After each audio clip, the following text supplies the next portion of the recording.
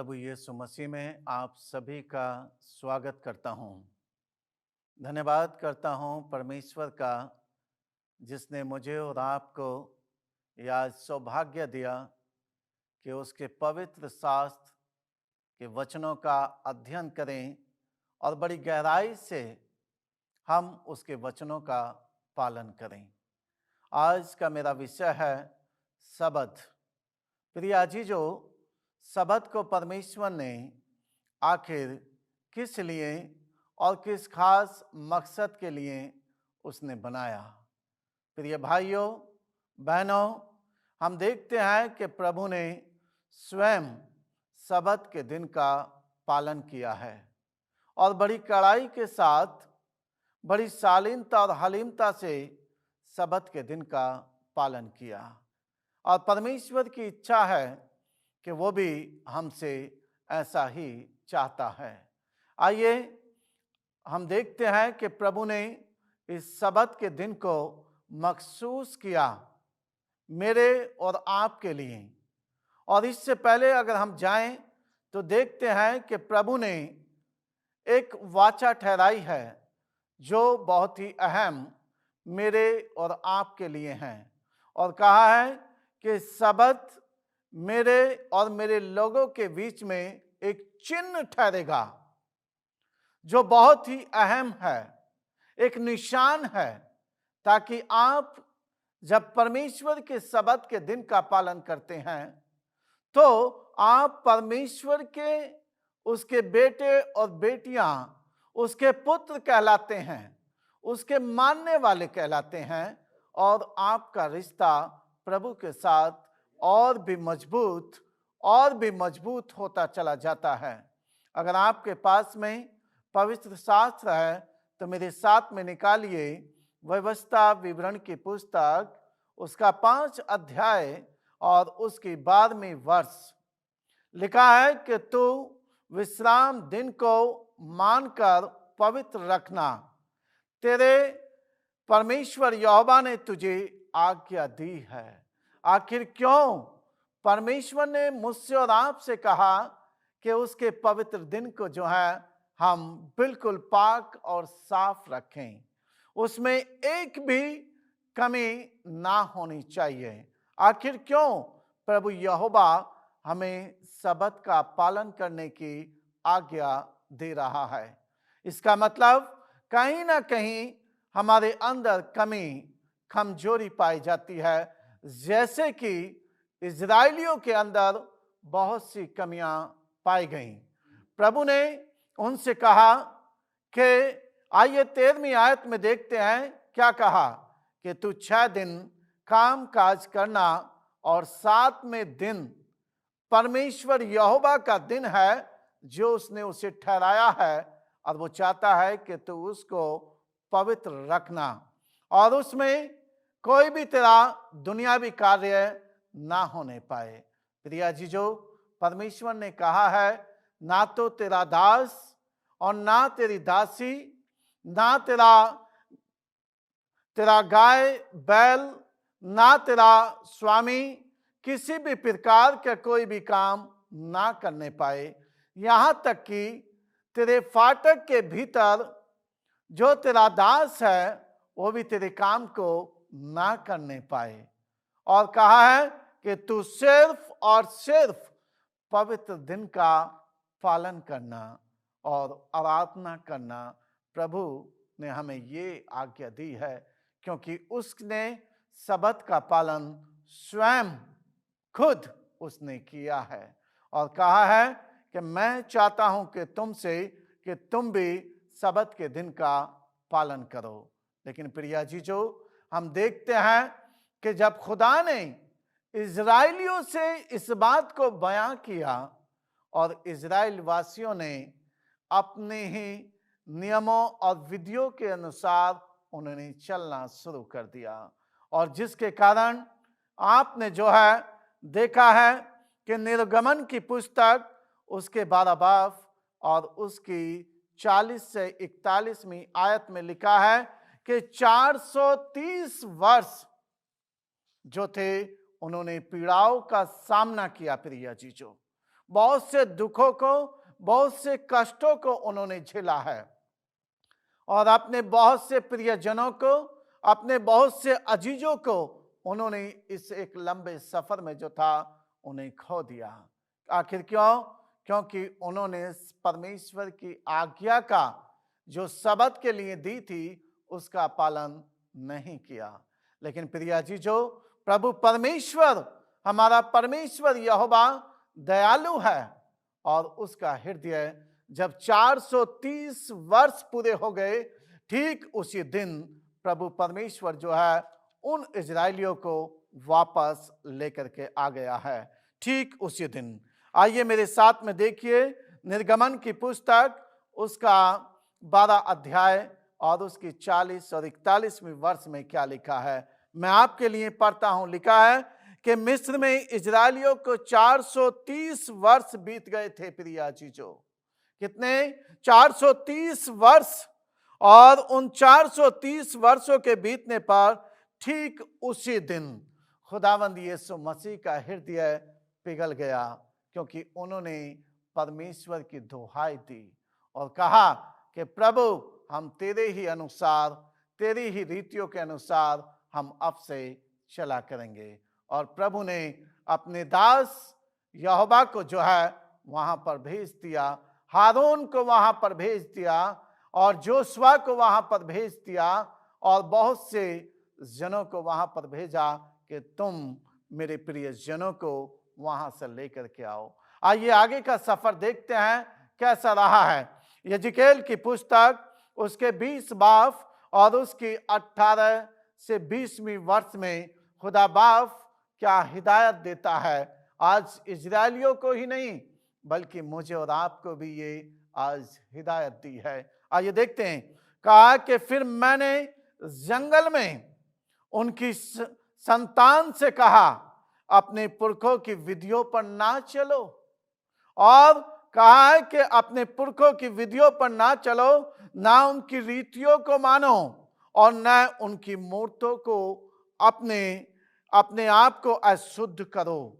प्रिय अजीजों, खुदावंद यीशु मसीह हमें बार बार जागरूक कर रहा है, जैसे इजराइल वासियों को उसने जताया था। आज खुदा का पाक और पवित्र वचन मुझे और आपको जगा रहा है, कह रहा है अपनी उन पुरानी रीतियों पर ना चलो, अपनी पुरानी उन विधियों पर ना चलो और अपनी उन मूर्तों को ऊपर मत विश्वास करो जो ना तो वो बोलती हैं और ना वो सुनती हैं, क्योंकि वो गूंगी और बहरी मूर्तें होती हैं। प्रिय अजीजों, परमेश्वर सच्चा परमेश्वर है, जीवित परमेश्वर है, जो आज मुझसे और आपसे ये विनती करता है, ये अर्ज करता है, ये प्रार्थना करता है कि पुरानी रीतियों पर ना चलें। आइए 19वीं वर्ष में लिखा है, मैं तुम्हारा परमेश्वर यहोवा हूं, मैं तेरी विधियों पर चलो और मेरे नियमों को मानो, मैं चौकसी करो। प्रभु ये कहता है जो विधियां, जो कानून मैंने तुम्हारे लिए बनाया है वो तुम्हारे लिए बहुत ऐसे आशीष और बरकतों का कानून है। प्रिय जीजो, आमीन। आज मैं आपसे बात नहीं कर रहा हूं बल्कि खुदावंद का वचन स्वयं प्रभु यीशु आपसे अर्ज कर रहा है, विनती कर रहा है कि उसके सब्त के दिन का पालन करें और उसे पवित्र रखें। और ऐसा करते हैं तो 20वीं आयत कहती है, और मेरे विश्राम दिन को पवित्र मानो कि वे मेरे और तुम्हारे बीच में एक चिन्ह ठहरे। प्रिय जीजो, एक चिन्ह ठहरे और जिसमें तुम जानो कि मैं तुम्हारा परमेश्वर यहोवा हूं। प्रभु यीशु मसीह आज मुझसे और आपसे जो है ये हिदायत दे रहा है और उसने कहा है कि ये चिन्ह है। सब्त जो है प्रिय अजीजों मेरे और आपके बीच में और खुदावंद यीशु मसीह के बीच में जो है एक चिन्ह ठहरा है। ये एक प्रतीक है, इस बात का सबूत है कि वो हमारा परमेश्वर है और हम उसकी संतान, उसके नियमों को मानने वाले हैं। और ये सब्त मेरे और आपके रिश्ते को खुदावंद यीशु मसीह में मजबूत करता है और इतना मजबूत करता है ताकि किसी चीज की घटी ना होने पाए। आइए मेरे साथ में निकालिए यशायाह नबी की पुस्तक, उसके 58 अध्याय और उसकी 13वें बाब से 14वीं आयत तक लिखा है कि यदि तू विश्राम दिन को अशुद्ध ना करे, यदि तू विश्राम दिन को अशुद्ध ना करे, अर्थात मेरे उस पवित्र दिन में अपनी इच्छा पूरी ना करे, तो प्रभु कहता है यहां पर ऐसे यत्न ना करे और विश्राम दिन को एक आनंद का दिन ना बनाए।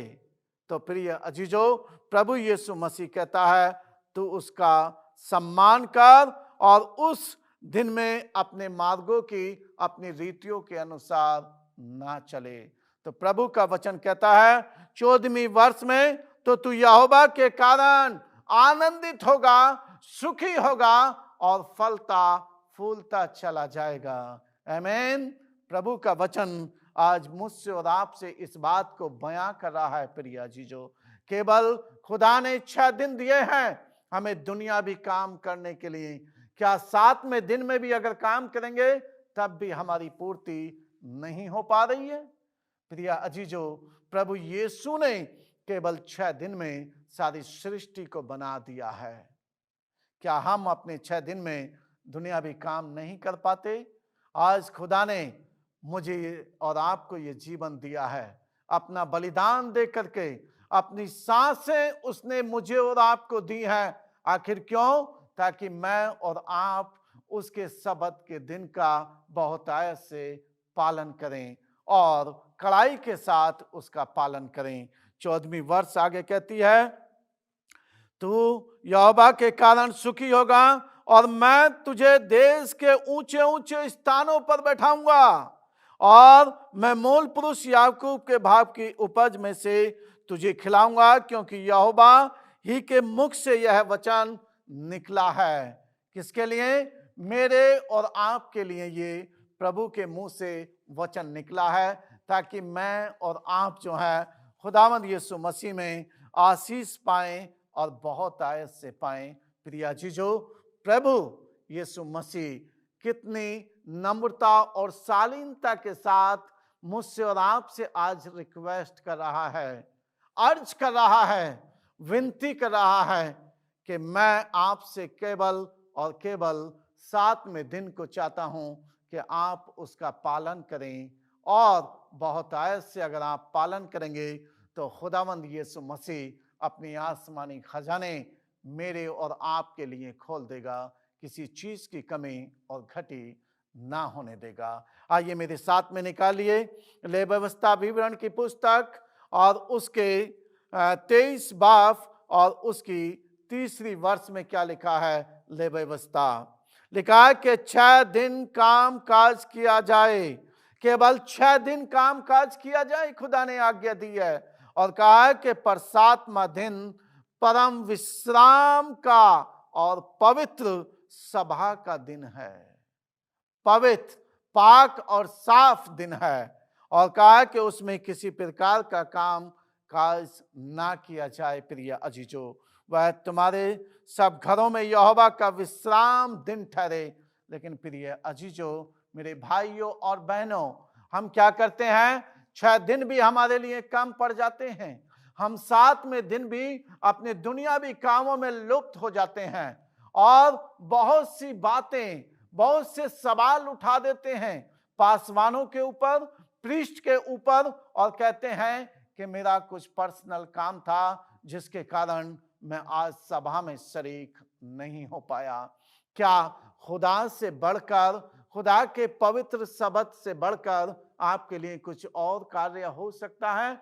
जिसने आपको जीवन दिया, जिसने आपको जिंदगी दी, अपना बलिदान, अपना क्रूस उठाया, उसने किसके लिए? मेरे और आपके लिए, ताकि मैं और आप जीवन पाएं और बहुत आयत का जीवन पाएं। और आज खुदा के शुक्रगुजार हैं, खुदा ने हमें एक अच्छा परिवार दिया है, एक अच्छे माता पिता दिए हैं और सारी चीजें जो जरूरत की होती हैं खुदा ने हमें 6 दिनों में मुहैया कराई हैं।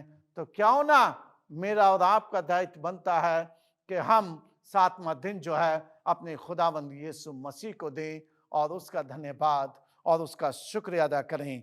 आइए मेरे साथ में आगे निकालिए, और लिखा है यहाँ पर, मरकुस रचिता सुसमाचार उसके 2 बाब और उसकी 27वीं आयत में खुदा मुझसे और आपसे क्या कहता है। बड़ी कड़ाई से आज वो मुझसे और आपसे बात कर रहा है। लिखा है यहाँ पर, मरकुस रचिता सुसमाचार उसके 2 बाब और उसके 27वें वर्ष में, कि तब उसने उनसे कहा, किनसे कहा? इजराइलियों से कहा नहीं। आज खुदावंद का वचन मुझसे और आपसे ये बात कर रहा है। कौन सी? कि तब उसने उनसे कहा कि सबत का दिन मनुष्य के लिए बनाया गया है, ना कि मनुष्य सबत के दिन के लिए बनाया गया है। प्रिय अजीजों, सबत मेरे और आपके लिए बनाया गया है, मेरे और आपके लिए, ताकि मैं और आप जो हैं उसका पालन करें और अच्छाई से, कड़ाई से उसका पालन करें। और 28वीं वर्ष कहती है कि इसलिए मनुष्य का पुत्र सबत के दिन का भी स्वामी है। काय का?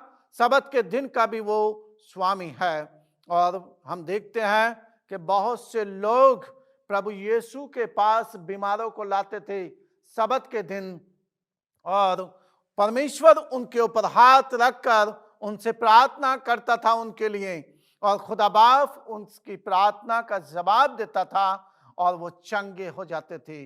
प्रिय अजीजों, सबत का दिन है, हम उस दिन में दुआ प्रार्थना करें और अपने परमेश्वर का धन्यवाद और शुक्रिया अदा करें। और आगे हम देखते हैं, फिर से वापस आते हैं ले व्यवस्था की पुस्तक उसका 26 अध्याय और उसकी 1 आयत से 4 आयत में देखें तो लिखा है कि तुम अपने लिए मूरत ना बनवाना और न कोई खुदी हुई मूरत। आज हम देखते हैं कि हम क्या करते हैं, इसके विपरीत चले जाते हैं, इसके उल्टे चले जाते हैं, क्योंकि सबत का दिन हमें दिखाई नहीं देता है, हमें दुनियावी चीजें जो है वो दिखाई देती हैं। लेकिन प्रभु यहां पर ये हिदायत दे रहा है, बड़ी कड़ाई के साथ कह रहा है कि तू कोई भी अपने लिए मूरत ना बनवाना और किसी भी मूर्ति के आगे तू ना दंडवत होना और ना झुकना।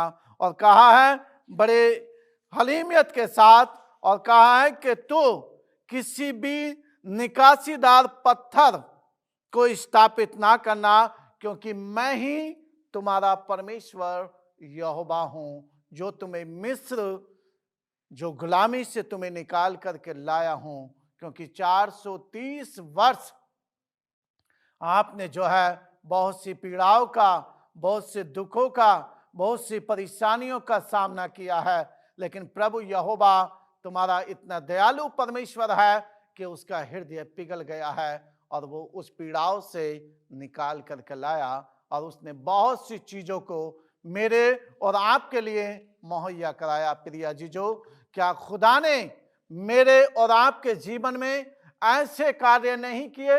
उसने बहुत से कार्य किए हैं। मैं और आप बीते समय, पूरी दुनिया जो थी थम गई थी, सब कुछ बंद हो चुका था, आवाजाही का कोई रास्ता नहीं था, और मेडिसिन तो दूर दूर तक नहीं मिल पा रही थी। सिर्फ और सिर्फ मेरे और आपके पास में केवल एक ही जरिया था, और वो था खुदावंद यीशु मसीह, जिसने मेरे और आपके स्वास्थ्य को जो है सही और सलामत रखा, और वो है प्रभु यीशु मसीह। क्योंकि बीते 2 साल हम तमाम ने जो है उस कोरोना का, कोविड का सामना किया, लेकिन प्रिय अजीजों, प्रभु ही है उन इजरायलियों को निकाल के लाया। 430 वर्ष लगे, और मुझे और आपको जो है सिर्फ और सिर्फ 2 वर्ष लगे। और आज खुदा के शुक्रगुजार हैं कि उसने जो है मुझे और आपको ये बहुत ऐसे अच्छा और बहुत अच्छा जीवन दिया है। और कहा कि दूसरी वर्ष में कि तुम मेरे विश्राम दिन का पालन करना और मेरे पवित्र स्थान का भय मानना, मैं यहोवा हूं। प्रभु फिर से आज्ञा दे रहा है कि तुम मेरे पवित्र दिन का पालन करना। प्रिय जीजो, हम अपने दुनियावी कामों में ग्रस्त रहते हैं, हम दुनियावी बातों में लगे रहते हैं, लेकिन आज मैंने बहुत मर्तबा देखा है कि हम बिल्कुल अपने घर में बैठे रहेंगे अपने घर में लेटे रहेंगे और जब चर्च के लिए जाने का समय हो, सबत की बात आती है तो हम कहते हैं कि मेरी तबीयत ठीक नहीं है, मैं बिल्कुल नासाज हूँ, मैं नहीं आ सकता है, समर्थ हूँ। वर्ष 3 में लिखा है, यदि तुम मेरी विधियों पर चलो और मेरी आज्ञाओं को मानकर उनका पालन करो तो प्रभु यीशु मसीह कहता है कि तुम बहुत आयत से आशीष और बरकतें पाओगे।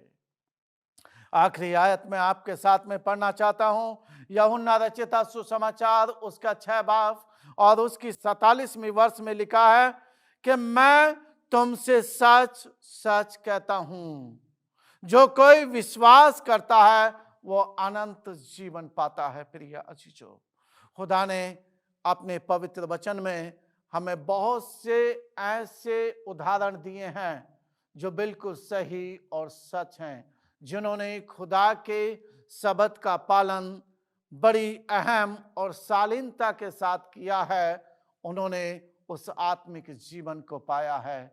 आज सवाल मैं आपके ऊपर छोड़ता हूं, प्रिय अजीजों, क्या आप उस 430 वर्ष की गुलामी की तरफ देख रहे हैं या आज आप आज के जीवन की तरफ देख रहे हैं? क्या आप उन इजराइलियों का कराहना देख रहे हैं या आज आप अपने जीवन को देख रहे हैं?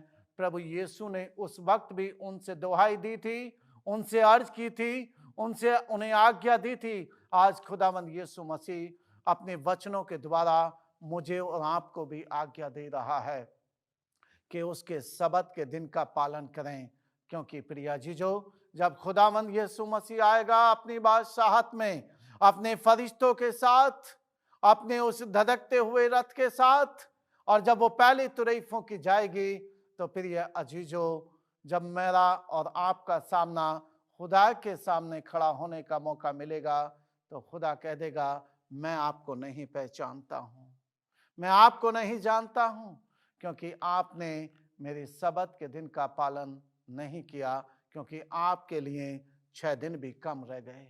इसलिए दुनियावी कामों को छोड़ो और प्रभु की ओर बढ़ो, उसके सबत के दिन का पालन करो। प्रभु इन वचनों के साथ आपको आशीष दे। आइए मेरे साथ दुआ करें। खुदावंद यीशु मसीह, मैं आपका धन्यवाद करता हूँ और आपसे यही विनती करता हूँ इन तमाम के लिए, इन तमाम को ऐसा दिल और दिमाग और आशीष दे ताकि तेरे पवित्र दिन का पालन करें और कड़ाई से करें, और जिस दिन तू आए तमाम तेरी बादशाहत के वारिस बन सकें। इस दुआ को खुदावंद यीशु मसीह के नाम से मांगता हूँ, आमीन।